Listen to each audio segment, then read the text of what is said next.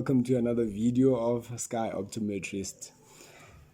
And so last week I was supposed to upload this video last weekend, but then last weekend I had to go fix some problems. Remember I told you that I scored. So us African people or black people in Africa, if you do something like that, then you have to go fix the damages. So last weekend I had to go, and I didn't actually go there, but I went to KZN to meet up with my father and uncles and all that, and then they went to we bought cows and took it to the girl's home, basically so the child can use my surname. And if you continue and then we get married, then he or she will do my cultural ways or Xhosa culture.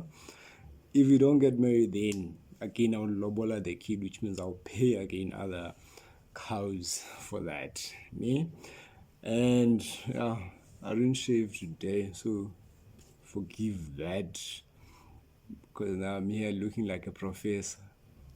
Okay, so today it's allergic conjunctivitis. Yeah? So here's your scientific definition, and then I'll just explain to you. Okay, so basically allergic conjunctivitis is allergy which affects the eyes. That's a simpler way to put it, especially because I'm dealing with people who are not in health sciences or optoms. So also the allergic conjunctivitis it falls under conjunctivitis, and then there's a lot of lists. There's about bacterial, viral conjunctivitis, glaucoma, inclusion, cicatricial conjunctivitis, superior limbic keratoconjunctivitis, but we will not go there because it's just going to confuse you more. But let's just stick on the allergic conjunctivitis. Again, allergic conjunctivitis is also broken down to different types. There's venal conjunctivitis, atopic keratoconjunctivitis, hay fever conjunctivitis, contact lens related conjunctivitis. But all of them are basically treated almost the same way. So just allergic conjunctivitis, and you just treat that patient that way. So with allergic conjunctivitis, not only allergic, but with these viral conjunctivitis, you need to be sure with the symptoms and signs and all that, because they can confuse you. You can think you're treating something else, but it's just this. There's some people treating dry eyes, but it's allergic conjunctivitis. People treating allergic conjunctivitis, but it's dry eyes. Now the patient is going to stick on those eye drops for the rest of their lives or the whole year, but it's not, it's just dry eyes. So you find sometimes there's going to be itchy eyes, or there will be red eyes, and there will be discharge, but not a lot of discharge. And patient comes in and explains all of that. And the itching, because with allergic conjunctivitis, it's allergy. So there's something that you're allergic to. So when it comes to the itchy part, sometimes it can be the eyes will be itchy wherever you are, whether you're at school, whether you're at home.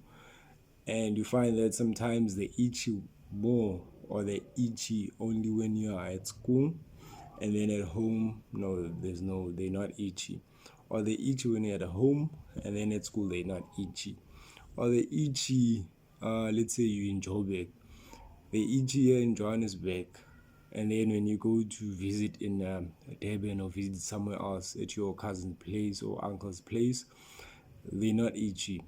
So that means it's something that's there at home, at school, or it's just Johannesburg, the climate here, because it's very hot here. And then you find places like the coast or Durban, it's not that hot as in this side. So that's basically the problem. And with that also you find sometimes they become itchy when it comes to when it's going to be summer or when it's going to be winter. Then that one is just seasonal allergic conjunctivitis. That means every time summer is coming, you have to have your drops. Or every time winter is coming, you have to have your drops. Or if they itchy when you're at home and at school they're not, maybe just or maybe at your cousin's place or uncle's place, then look at what is at home that is not there at school or at your uncle's place. You find that maybe there's a lot of flowers at home, a lot of trees, or maybe even carpet. There's a lot of stuff you can be allergic to, but it's hard to spot or to actually catch what you're allergic to, or to be specific, because you find it's dust or it's just carpets or duvet, can be also duvet, your blankets. So you find that if you look at that and then you find at school it's not there, then that means it's that thing. It's easy if it's something big. Then you just try and see if, okay, if I take that out, then will you still have these itchy eyes? But now you're not going to be cutting trees. See, that's the problem, because you're going to be cutting trees and then you find it's not a tree and the tree is down. You're looking at something else, you're changing carpets, you're changing everything, but it's just something small that you don't see. So that's a tough part about allergy. And now, since you don't know what you're allergic to, that means you're going to have those drops like almost all the time, because as long as whatever you're allergic to is still there, that means after finishing those drops, like after using those drops, 1 week or 2 or more, it's going to come back. The eyes are going to itch and all that, because the allergen or pollen or whatever you're allergic to is still there. So it's like going to a war, because there's this, so you've got your soldiers and here's the pollen with its soldiers. They come into attack and then your soldiers win because they're stronger. And then you decide now to cut it here, and normal soldiers are going to the war. You are the pollen is still releasing some more soldiers, so obviously they will win, and then it's gonna come back. And then you have to introduce again the soldiers, and then they go there. So that means you're gonna keep using them. That's the tough part with allergy, because you're gonna keep using the allergy. Hence, also with my treatment, I usually like starting with dry eyes eye drops, because you find sometimes it's just dry eyes, but the symptoms make you think it's allergy, but it's really not allergy.